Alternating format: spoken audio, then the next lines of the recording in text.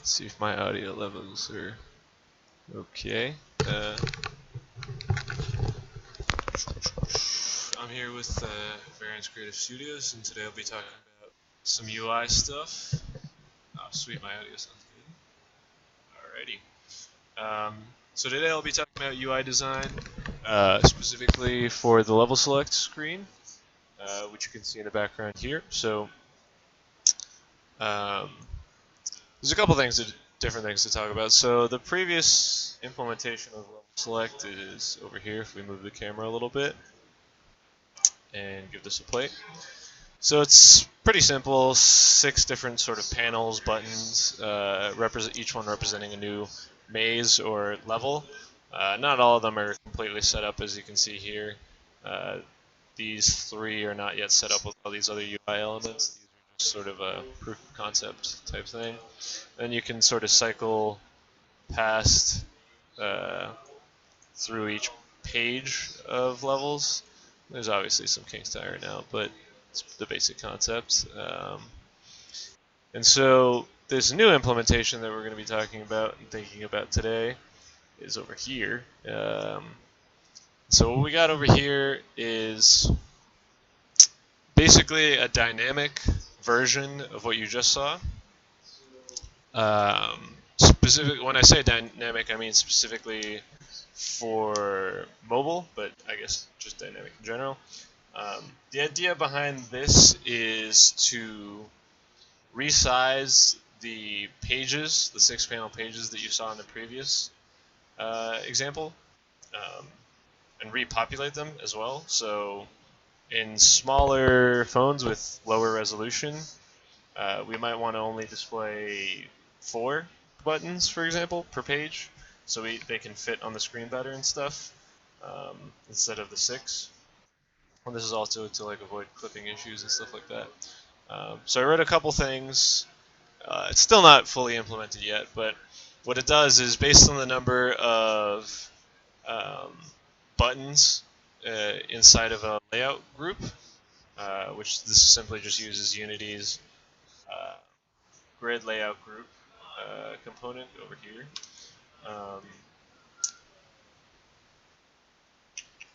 So yeah, based on the number of children of this group, it will basically rotate and scale and position stuff accordingly. So like here, we grabbed 2 buttons from one of the previous pages, a left button, which is the top one here, which is rotated 35 degrees, like you saw in the previous example over there. And then a center button, which is just flat, and it's actually stretched a little bit. So when we play the script I wrote, just sees how many children there are and says, oh, okay, we only want to display 2 buttons. Let's rotate and scale and all that good stuff. Obviously, one of the children here, the score and the timer, aren't repositioned and scaled according to its parents quite yet. I haven't gotten to that yet. So a quick overview of what this is doing, even though I just sort of verbally explained it. So we've got a level select dynamic script, which basically, based on the number of children, will populate this list of rect transforms with all of the elements in the grid, which are buttons that represent each maze. And then this first function here will set their rotation. So we want different kinds of rotations when we have different numbers of buttons. So for 2 buttons on like really low res devices, we want no rotations at all and really big buttons. For slightly better mobile devices, we might want to do 4 buttons per page and have like small rotations, so like maybe 2 buttons coming at 15 degree angles per row column. And then for the best devices and for desktop, we want to do like the full 6 buttons with the center ones being flat and the 2 on the wings, so to speak, rotated. That's the basic idea. And then I have some more functions here that just account for the position and scale of the different elements based on how many buttons are inside the page. And then I'll have to write more functions that account for the children of each button and stuff like that as well, so that they scale properly um, along with its parent and rotate and are positioned properly, which is what you're seeing here. Uh, so basically what I want to talk about, that's like an overview of what I'm working on. Basically what I talk about is the design philosophy behind this and why we might want to do it, why we might not want to do it, that sort of thing. And before I get to that, actually, there's this other script. So the previous script I showed you just handles position, orientation, and scale differences based on the number of children. Um, but there's nothing that actually populates and dictates the number of children. So that's what this other script is for. Which obviously is blank because I have to write it. But what this other script is going to do is check the device that we're on, like the platform, and its resolution, and come up with a number based on that. So on really low res devices, it will say, okay, we want 2 elements per page. Here I say per grid, per page, the terms are interchangeable. And then once it decides on this magic number, it'll go through and create a bunch of grid layout groups that will contain all these elements, buttons, and actually populate them and stuff. So this is basically like sort of the setup script, and then this other script here goes through grid by grid by grid and make sure everything's oriented and positioned and scaled properly according to how many children that this script will decide. So obviously it's still left to be implemented. But I wanted to quickly talk about sort of the design philosophy behind that. So the reason we're doing all this extra work instead of just let me back out here, instead of just sticking to this initial implementation, which works pretty well, but might not work so well for mobile, is because Skylab, the game that I'm working on, will be is targeted for both orientations for mobile device, so horizontal and vertical. The reason behind that is when you're in vertical mode, you can see sort of ahead of you and behind you more within the game, and then when you're in horizontal mode, you can see it to the left and right of you more, just because of how the phone is oriented and how much the camera can render based on the orientation and stuff like that.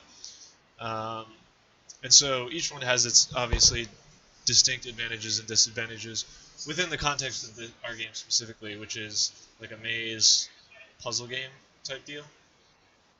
And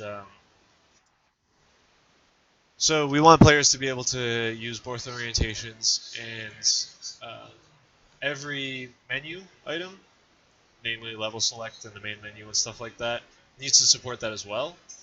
Originally we were thinking maybe it doesn't need to support both, maybe we can just lock the UI stuff to just a single orientation, and once the player gets to the actual game, they can do whatever they want.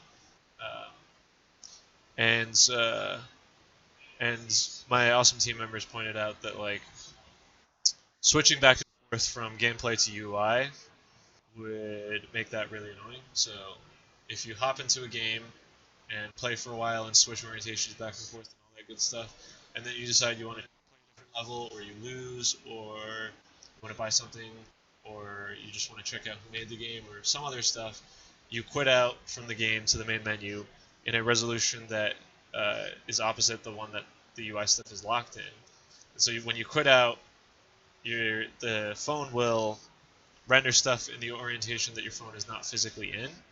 So then you'll have to, and move it to the right orientation so that you can see it right. And that little moment might not seem like that big a deal, but it's actually hugely inconvenient and annoying and not great. So in order to not force players to do that, we gotta have our UI support both orientations, and in order to do that, especially for vertical, the level select needs to be a bit dynamic.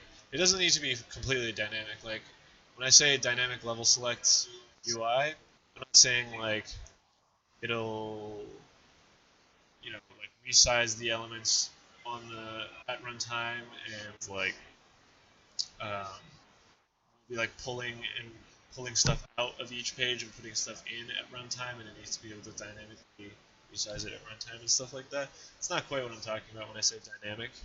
Um, one sec, let me.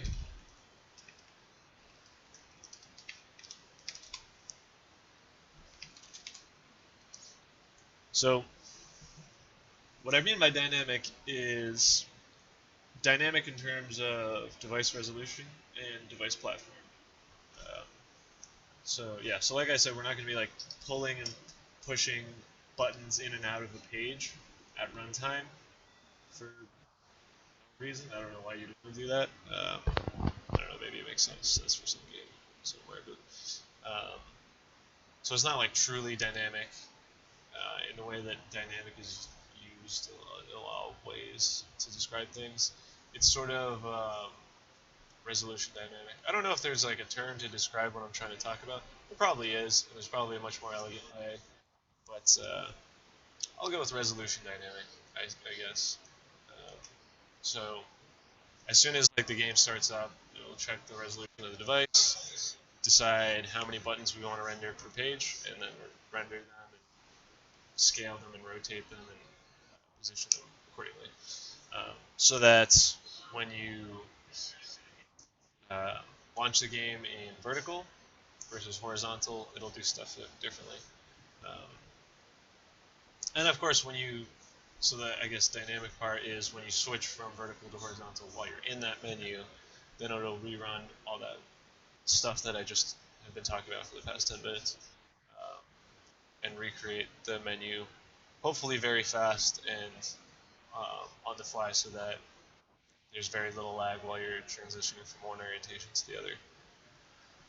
So I guess it's runtime dynamic in that sense, but it's not dynamic in terms of like you can just pull shit in and out of it and it'll adjust accordingly. Although, I mean, you should theoretically be able to do that because Unity's layout grid group theoretically would be able to handle all that for you. It wouldn't handle rotation and orientation and stuff, but it would handle position. It wouldn't handle scale though. So if I can actually show you an example of this. If I like pulled buttons out of a grid, the rest of the grid would be positioned. The rest of the grid elements rather would be positioned accordingly to that change. Um, yeah. So using this as an example, if I copy some buttons in here, it should basically do what I'm talking about. Yeah, so they're kind of rotated weird. They have weird rotation values, but it shows you what I'm talking about. So I just pasted a couple buttons from a different maze into this, from a different page rather, into this page, and to reposition all the grid elements accordingly. And then if I take one out, it'll move that one. And if I take both out, it'll move both of them.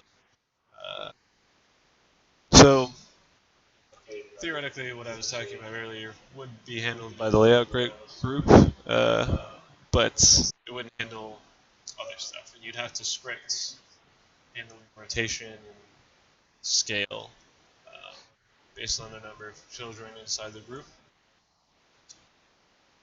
And that's not really necessary. Like, I don't see a reason why we want to pull buttons in and out at runtime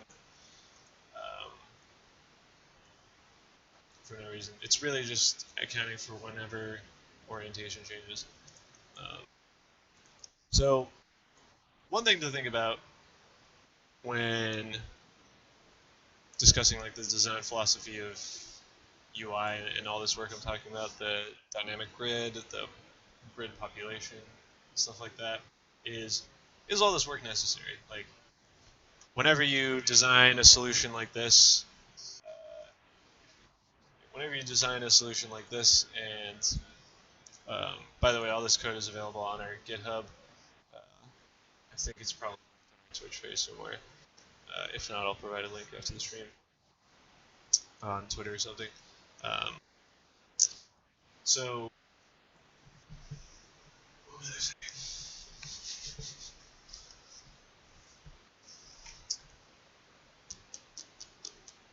Oh yeah, so when thinking about all this work, designing solutions for the dynamic grid and the population of the grid and stuff, it's important to think about whether or not it's actually really necessary. So the reason behind it is to support different orientations, but also um,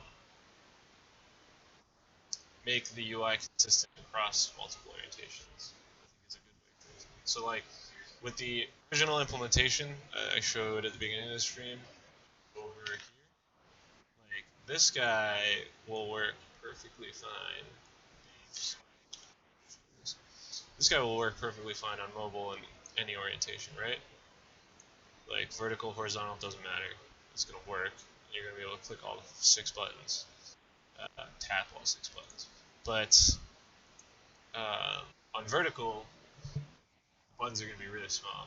Like from one edge of the screen to the other, you're not gonna have very much real estate to shove all these 6 buttons. Although, like compared to other mobile games and stuff, they're probably going to be around the same size, if not bigger. To be perfectly frank, games like Dots and Gyroscope and stuff like that, their level select UI buttons are pretty small and would probably be pretty comparable to the size of what these would be on a mobile screen in vertical. In horizontal, they'd be gigantic, like way bigger. Like, I don't know if you can see. Yeah, sweet, you can. Like, this is Gyrosphere, their buttons are pretty. I mean, they're decently sized, they're not tiny or anything. But I think these in vertical mode would be around the same size. And all this extra work is really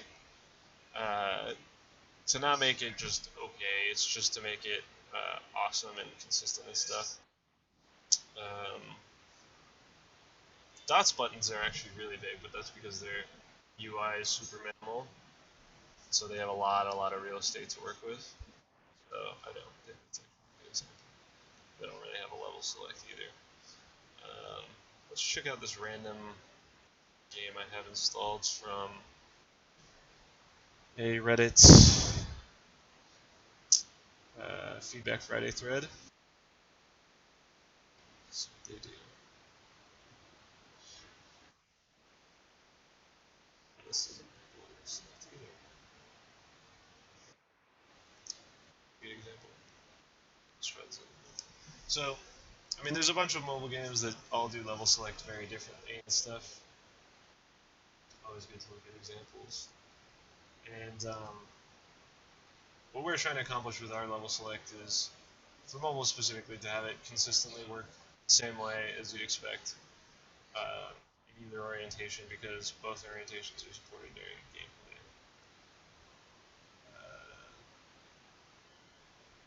So here's, what's the name of this game? Stormblades, I think? Here's the level selects for Stormblades. Sorry for the glare. It's like an interactive map that you can move around, and then you select like each island. Almost like some Mario games, not all, but some. The actual physical button to select the level is also pretty. It's pretty decently sized. It's probably like 10% of the screen real estate. Although the games like these and the game I showed earlier, Gyrosphere, they also have a lot of other elements in the UI that our game won't have. Like it has UI bars dedicated to the top and bottom of the screen for the shop and the options menu and like how much gold you have, like in-game currency you have, and shit like that. I don't really think we're gonna pollute our um, level select screen with any of that information. We'll probably just have a single button that allows you to leave level select to go to the main menu, and from there you can go to these other options like the shop and stuff like that. But I don't necessarily think we're going to try and push all that stuff into every single screen of the UI. I feel like games that do that are a little I don't know much. Uh, and when I say pollute, I don't necessarily mean to imply that it's always a bad thing. Some games do it well, like Dots. Dots is a great example of UI design, obviously. Um, they do it well. It's not very invasive and stuff, but I think that's mainly due to the fact that they just have one screen. Like they don't have. I think they have two different screens total outside of the game. I mean, like they have the main menu where you can hit the 4 different gameplay options, and they have the store where you can buy shit. And I'm pretty sure. Oh, and I guess there's like the options, like graphics settings, colorblind mode, and all that shit. So 3 screens. So there's main, store, options, and everything's just linked from main. Um, you don't get like backlinked from the other screens to directly to like the store or stuff like that. So they do it really well, and I guess we're trying to sort of emulate that feel where everything flows from one main place, and um, you're not backlinked or like directly linked to monetization options from every single part of the experience of the game. So I think that's sort of what we're trying to emulate a little bit. Obviously, it's very different from Dots, but the design philosophy is the same. So, as I've talked about this stuff in general and the design philosophy behind the level design, level select rather, level select design and things like that, I've actually gotten to thinking about whether or not all this work that I've been talking about here is actually even worth it, to be frank. Like the dynamic grid and the population of the grid and all that stuff. It's not trivial by any means, but also it's also not difficult work. But I'm just questioning whether or not it's even worth pursuing. Because now that I think about it, like if the original implementation, these 6 buttons here, with this camera animation and just you go up and down from each page, there's 6 buttons per page, always, and you just click on them and stuff, and scrolling over them displays some information and all that good stuff. Might still work on a vertical phone screen, to be perfectly honest. Originally, I was saying like there's not going to be enough real estate if you try and squeeze 6 buttons here, but even so, the buttons themselves would be pretty comparable in size to a lot of other mobile games. Wouldn't be tiny by any means. As long as you handle like any clipping issues, like obviously the left and the rightmost wings of the level select scene, those might get clips. Obviously, they're being clipped by my Twitch stream right now, but they're not actually clipped in Unity. Like you have to make sure they don't get clipped, especially in vertical. But now that I think about it, vertical could definitely work. Like especially if you had like the previous page and the next page, like the top row, or even like half the top peeking out from the top and bottom of the screen, that could actually look really cool. Where you see like the next part of the next page, or like an entire row of the next page, or something like that. Maybe not an entire row, because then, yeah, not an entire row, because then players would think, oh, I can click on one of those and play that level immediately. And then you'd have to decide, well, should we let them click on it from that page? Like, if they're currently on page 2, they see part of page 1, should they be able to click on it and stuff? Just to sort of avoid that issue, maybe showing like half of a row or a quarter of a row just like peeking out from the top and bottom of the screen. It worked really well. I love how just talking about stuff makes you realize whether or not it's even worth pursuing. Um,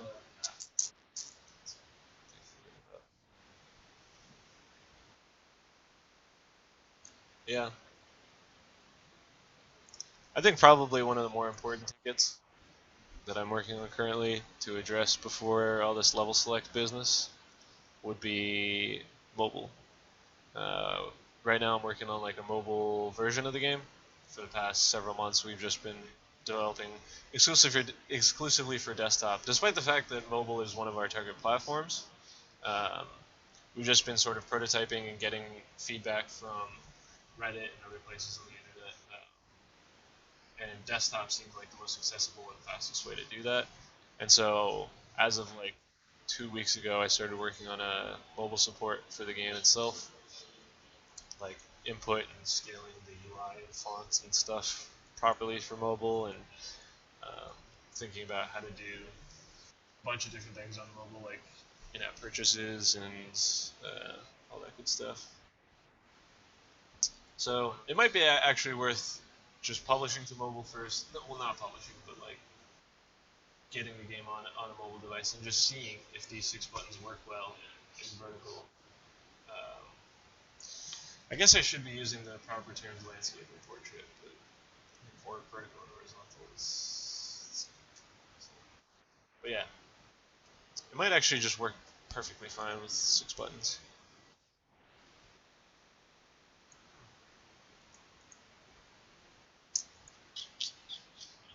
I feel like what is that style of programming? Rubber duck programming, right? That's what it's called. Yeah, rubber duck debugging, rubber duck programming. I feel like that's what I'm doing right now because there's 0 views on Twitch. Just rubber duck programming with myself and figuring out that maybe there's a better way of doing things, or just a way that involves less work. All right, all good things to think about. Anyone watches the archive version of this, I suppose. Thanks for watching, and if you have any questions about any of the stuff we talked about, or want to see the code or anything like that, drop us a line on Twitter. We're at VarianceCS on Twitter, and then or shoot us an email on Dennis, D-E-N-I-Z, at variancecs.com, and let us know your thoughts and stuff. Thanks for watching, if you are watching.